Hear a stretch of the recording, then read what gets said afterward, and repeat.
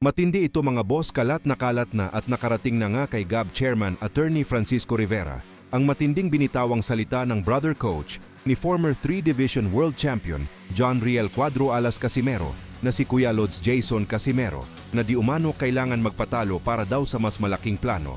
Bagamat deleted na ang original video post na yan ni Jason Casimero, kaso may mga basher sila na nag-screen recording sa mga sinasabi ni Jason, dahilan kaya nakarating na sa GAB. So ang sabi po ng GAB mga boss, iimbestigahan daw nila ang nasabing game-fixing allegations na nagmula mismo kay Jason Casimero at kung mapapatunayan daw yan na totoong nangyari ang magiging kaparusahan niyan, marirevoke o matatanggal ang professional boxing license ni John Riel Casimero.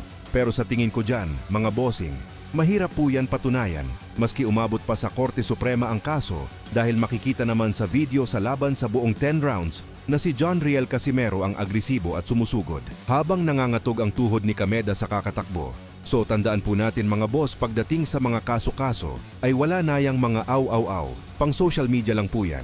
Pero pagdating sa kahit saan mang korte latagan po ng ebidensya, ang kailangan, wala na yang aw-aw-aw. Ang nakikita kulang na maari na maging problema dyan sa magkakapatid ay yung maaabala sila kung sakali mang magkakaroon ng investigation. Alam naman po natin ang magkakapatid na Casimero, may iilan mga tao ang nag-aabang sa kanilang pagkakamali nang sa ganun tuluyan na silang madurog at mawala sa landas ng boxing community.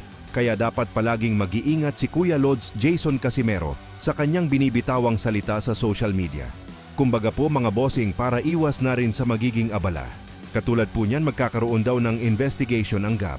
So malaking abala po yan sa magkakapatid na Casimero. Samantala sa isang post naman ng ating kaibigan na si Jawe Boxing World, sinabi po dyan mga boss na ayon sa promoter na si Kameda, bibigyan daw ng laban si John Riel Casimero sa December 27, 2025. Kasama daw po yan sa laban ng Japanese IBF World Flyweight Champion Masamichi Yabuki kontra Felix Alvarado. Hahanapan pa daw ng makakalaban si Casimero ng young Japanese opponent. Para daw kasi sa promoter na si Kameda mga boss, great job umano ang pinakita ni Casimero kahit natalo ito kay Kameda. Dahilan upang bibigyan ng chance si Cuadro Alas na muling makakalaban. Hindi naman kasi boring fighter si Casimero mga boss, bagkus isang aggressive fighter ito. Nagkataon lang na patakbo-takbo ang naging game plan ng kalaban na si Kameda. So hanggang dito na lang muna tayo mga boss.